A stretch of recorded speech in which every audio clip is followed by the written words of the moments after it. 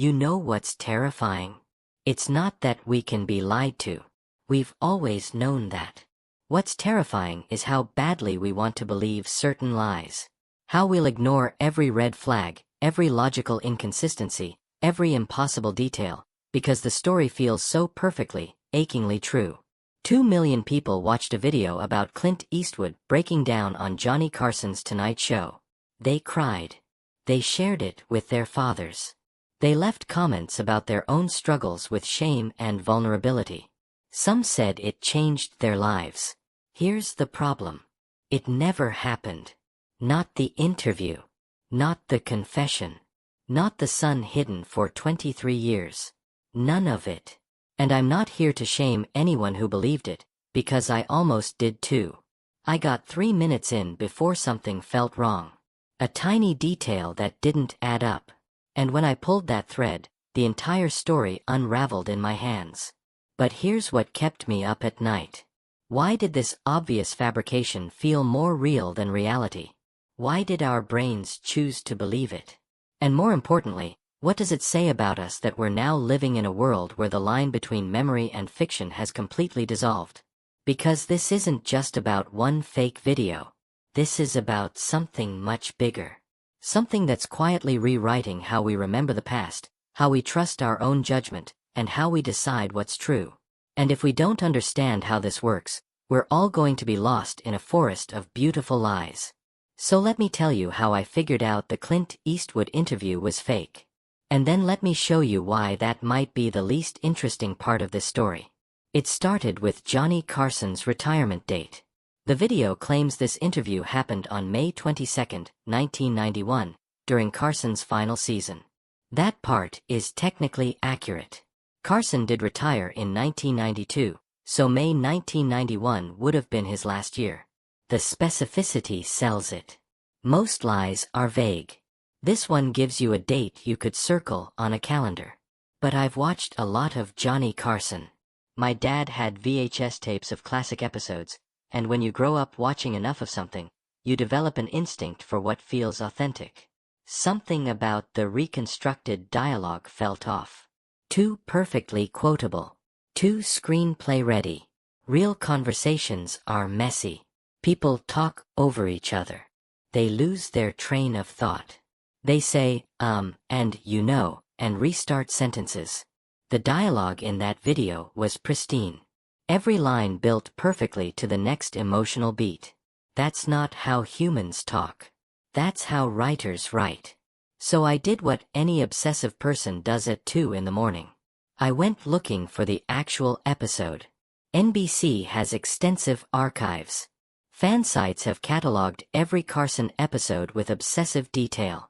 There are databases, episode guides, guest lists organized by year. May 22, 1991. You know who was actually on The Tonight Show that night? Nobody. It was a rerun. Johnny was off that week. But maybe I had the date wrong. Maybe the video creator made an honest mistake. So I expanded my search. I looked through every episode from 1990 to 1992. Every single appearance Clint Eastwood made on The Tonight Show. And here's what I found. Clint Eastwood was on Carson's show multiple times over the years. But there's no record of this emotional confession. No breakdown. No son revealed. Nothing even close. And then I found something else. Something that made my stomach drop. Scott Eastwood is real. He's a real person, Clint's real son, and he really does work in film. But his mother isn't a secret. Her name is Jacelyn Reeves. She was a flight attendant. Their relationship wasn't a scandal that Clint hid for decades out of shame. It was simply a private matter that became public knowledge years ago, the way these things do with celebrities. And Scott doesn't have cerebral palsy. He never did. That entire emotional core of the story, the disabled son that Clint allegedly hid out of fear of appearing weak, is completely fabricated. Now here's where it gets interesting. Because I started asking myself, who makes something like this? And why? At first I thought maybe it was just clickbait. Generate a viral video, get ad revenue, Move on to the next fabrication. That's the obvious answer. But the more I dug into this, the more I realized this video wasn't created by some lazy content farmer looking for quick cash. This was crafted meticulously by someone who understood story structure, emotional manipulation, and the specific language patterns that trigger our trust receptors. This wasn't amateur hour. This was a professional-grade psychological operation. And that's when I realized I was looking at something new. Something we don't have good language for yet. This wasn't just a hoax. It was synthetic mythology. Let me explain what I mean. Every culture throughout history has created myths. Stories that weren't literally true but captured emotional or spiritual truths. The Greeks had Icarus flying too close to the sun. A metaphor for hubris, for ambition outpacing wisdom. Nobody thinks Icarus was a real person who actually built wings from wax and feathers. But the story is true in a deeper sense. We understand myths are teaching tools, frameworks for understanding human nature. But we've always kept them separate from factual reality. We don't confuse the myth of Icarus with actual historical events. Until now. What's happening with videos like the fake Clint Eastwood interview is that someone is creating modern myths, but disguising them as documented reality. They're using the language and format of historical fact, complete with specific dates, contextual details, and reconstructed dialogue, to tell stories that capture emotional truths about masculinity, shame, and vulnerability. The story isn't true, but it feels true. And for millions of people, that distinction has stopped mattering. You know what scared me most when I realized this? It wasn't that people believed the fake interview. It was how angry some of them got when I pointed out it never happened. I posted my findings in a comments section, expecting people to be grateful for the fact check. Instead, I got responses like, "Why do you have to ruin everything?" And "The message is what matters, not the details," and "This is what should have happened." That last one stuck with me. This is what should have happened. We've moved past caring whether something occurred. We're now judging reality by whether it aligns with our emotional needs. And if reality disappoints us, we're increasingly comfortable substituting a better story. This isn't stupidity. This is something more profound and more dangerous. We're watching the human brain's narrative processing system override its fact-checking system. And once that happens, once we've decided that emotional resonance matters more than factual accuracy, we've lost our ability to agree on a shared reality. But I want to push deeper on this. Because I think there's something else going on. Something about why this specific story went viral. Think about what the fake interview gives us. It takes one of cinema's ultimate symbols of toxic masculinity, the man with no name, Dirty Harry, the cowboy who never shows weakness, and it breaks him. It makes him cry. It forces him to admit that his strength was actually cowardice, that his silence was actually shame, and that the most heroic thing he could do was be vulnerable. That's not just a story. That's a fantasy. A revenge fantasy against every cultural message that's told men they have to be stoic and unbreakable. It's a permission slip, delivered by the least likely messenger possible, telling millions of men that it's okay to crack, okay to fail, okay to admit you're drowning. And we want it to be real so badly that we're willing to ignore every sign that it's fiction. The question is, why do we need Clint Eastwood's permission? Why do we need a Hollywood icon to break down on national television before we allow ourselves the same vulnerability? I think it's because we still haven't figured out how to dismantle toxic masculinity without a clear authority figure modeling the way. We're stuck in the same hierarchical thinking that created the problem. We need the alpha male to tell us it's okay not to be alpha anymore. And when reality doesn't provide that moment, we'll manufacture it. Now let me show you how deep this rabbit hole goes. Because while I was researching the fake Clint interview, I started finding other videos. Hundreds of them. All following the same pattern. Tom Hanks crying on Oprah about a secret daughter. Robin Williams' final interview where he predicted his own death. Keanu Reeves stopping a robbery and refusing to take credit. Betty White's last words to a nurse. Mr. Rogers confronting a bully who mocked disabled children. Every single one fabricated. Every single one engineered to hit specific emotional triggers. And every single one racking up millions of views, thousands of shares, and comment sections full of people saying, "I needed to hear this today." We're in the middle of an epidemic of synthetic nostalgia. Except it's not nostalgia for things that actually happened. It's nostalgia for things we wish had happened. For a version of the past that's more emotionally satisfying than the one we actually lived through. And here's the terrifying part. As these stories spread, as they get shared and reshared, as they become part of conversation and collective memory, they start to replace actual history. I've met people who swear they remember watching that Clint Eastwood interview live, who can describe details that were never filmed because they never happened. They're not lying. They're not even confused. Their brains have taken the fabricated story, merged it with real memories of watching Carson, and created a false memory that feels absolutely authentic. Psychologists have known for decades that memory is reconstructive, not reproductive. Every time we remember something, we're not pulling up a video file. We're rebuilding the memory from fragments, filling in gaps with assumptions and suggestions. Which means memory is vulnerable to contamination. Show someone a detailed, emotionally resonant fake story, especially one that includes sensory details and specific context, and their brain will often file it alongside real memories. Later, when they try to recall whether something happened, they can't distinguish between what they actually witnessed and what they were told happened. This isn't a bug. It's a feature of how human memory evolved. For most of human history, the only stories you heard were from people you knew personally, people who were part of your tribe. If your grandmother told you something happened, it probably did. There was no evolutionary pressure to develop skepticism toward narratives that felt emotionally true. But now we're in an environment where we're exposed to thousands of stories every day, most of them from strangers, many of them deliberately crafted to exploit our emotional vulnerabilities. And our brains haven't adapted to that reality yet. We're still operating with tribal-era trust systems in a global digital ecosystem. And that mismatch is tearing us apart. Let me give you a concrete example of how this works. There's a famous study where researchers showed people fake advertisements from their childhood.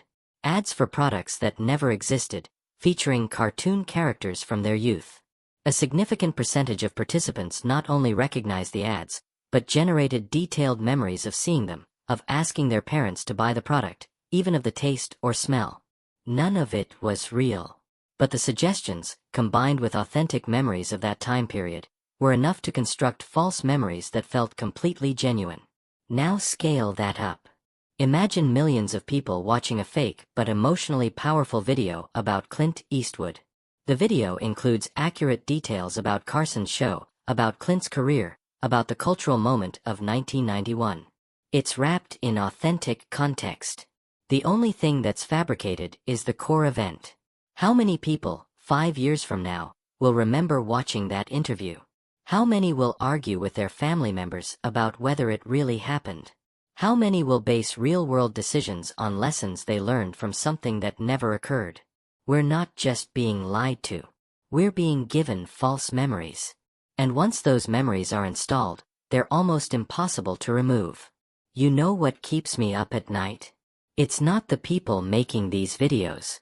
Those are just opportunists, like the people who've always sold snake oil and miracle cures. Every era has grifters. That's not new. What terrifies me is that we've created a technological and cultural ecosystem where synthetic memories spread faster than corrections. Where emotional truth outcompetes factual truth in the marketplace of ideas. Where the algorithm rewards the most engaging story, not the most accurate one. And we're only at the beginning of this. Right now, these fake videos are just text and stock footage, maybe some manipulated audio. But deepfake technology is getting better every month. Within a couple years, maybe less, we'll have video that's completely indistinguishable from authentic footage. Not just convincing. Literally impossible to detect without forensic analysis. Imagine that Clint Eastwood interview, but with perfect video of him crying, perfect audio of his voice cracking, perfect recreation of the Carson set. You could show it to Johnny Carson's own producers and they wouldn't be able to tell it never happened. At that point, what does truth even mean? If we can't trust our eyes, if we can't trust video evidence, if the most emotionally compelling story always spreads faster than debunking, how do we maintain any kind of shared reality? I don't have a good answer to that. But I know we need to start taking this seriously. Because right now, we're treating synthetic media like it's a novelty, a weird internet phenomenon. We're not recognizing it for what it actually is, which is an extinction-level threat to truth itself. And the worst part? The absolute worst part? I understand why people want these stories to be real. I wanted the Clint Eastwood interview to be real too. I wanted to live in a world where one of Hollywood's most masculine icons publicly dismantled the armor of stoic invulnerability and gave permission for vulnerability. I wanted that moment to exist. I wanted it so badly that even after I knew it was fake, part of me kept watching, kept feeling the emotional beats, kept crying at the reunion that never happened. Because the truth is, we're all desperate for stories that tell us it's okay to be human, that our struggles matter, that even our heroes are broken and afraid. And when reality doesn't provide those stories, we're vulnerable to anyone who will. That's the real danger here. Not that we're gullible or stupid, but that we're starving for meaning in a culture that's become increasingly atomized and inhuman. We're lonely. We're scared. We're performance exhausted from pretending to be okay all the time. And when someone offers us a story that says, "You're not alone," even Clint Eastwood couldn't hold it together, we'll grab onto it like a life raft, even if somewhere deep down, we know it's not quite right. The people making these videos understand this. They're not just exploiting our credulity. They're exploiting our pain. So what do? How do we navigate a world where synthetic mythology spreads faster than truth, where our own memories can be hacked, where the most emotionally resonant story wins regardless of accuracy? I've been thinking about this for months, and I keep coming back to the same conclusion. We have to get comfortable with disappointment. We have to accept that reality is often less satisfying than fiction, that our heroes are complicated and flawed in boring ways, that cathartic moments of perfect clarity mostly happen in movies, not life. We have to grieve the loss of the stories we wanted to be true. Because as long as we're desperate for reality to conform to narrative, we'll be vulnerable to anyone selling us a better story. And there are a lot of people selling stories right now. Some are selling fake celebrity confessions. Others are selling conspiracy theories, political mythologies, historical revisions, miracle cures, financial schemes. The mechanism is the same. Identify what people want to believe. Craft a story that delivers that belief. Wrap it in enough authentic detail to bypass skepticism, and watch it spread. The only defense is to become okay with the truth being messy, incomplete, and emotionally unsatisfying. To accept that Clint Eastwood probably never had a transformative breakdown on television. That most celebrity lives are boring. That growth happens slowly and privately, not in cinematic moments of revelation. That's harder than it sounds. Because we've been raised on stories. Our brains are wired for narrative. And choosing reality over story feels like choosing vegetables over candy. Technically better for us, but God, so much less satisfying. But here's what I've realized. The fake Clint Eastwood interview told us that we need permission from authority figures to be vulnerable. That we're waiting for someone stronger to break first so we can follow their example. That's a lie too. Not the obvious lie about whether the interview happened, but a deeper lie about how courage works. You don't need Clint Eastwood to cry before you're allowed to. You don't need a celebrity to model vulnerability before your own pain is valid. You don't need a perfect story with a clear moral before you can start the messy, non-cinematic work of showing up for the people you love. The fake interview promised us a shortcut. A moment where everything would suddenly make sense, where permission would be granted from on high, where our struggles would be validated by someone more important than us. Real life doesn't work that way. Real vulnerability isn't a speech on national television. It's 1,000 small moments of choosing honesty over performance.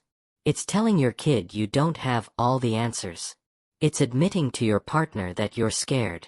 It's going to therapy even though there's no dramatic breakthrough, just slow, grinding progress. That's not a video anyone would watch. It's not satisfying. It's not shareable. It doesn't go viral. But it's real. And reality, for all its disappointments, has one thing fiction never will. It actually happened. I can't give you a Hollywood ending here. I can't tell you I discovered the real story behind the fake interview, some beautiful truth that makes everything make sense. I can't offer you 3 easy steps to never being fooled again. What I can tell you is this. The next time you see a video that feels perfectly, impossibly true, that hits every emotional note with surgical precision, that tells you exactly what you needed to hear, pause. Take a breath. And ask yourself not whether you want it to be real, but whether you're willing to verify it before you let it reshape your understanding of the world. Because these stories aren't just entertainment. They're becoming the lens through which we interpret reality. And if that lens is made of beautiful lies, we're going to spend our lives chasing ghosts, mourning events that never happened, and missing the actual moments of grace and courage happening right in front of us. The real Clint Eastwood probably never broke down on Johnny Carson's show. But somewhere tonight, a real father is going to tell his real son something true and difficult and imperfect. No cameras. No audience. No viral moment. And that conversation, unremarkable and unrecorded, will matter more than 1,000 perfect fake interviews. That's not the story we wanted. But it's the one we've got. And maybe, just maybe, learning to love the truth even when it disappoints us is the actual lesson we needed all along.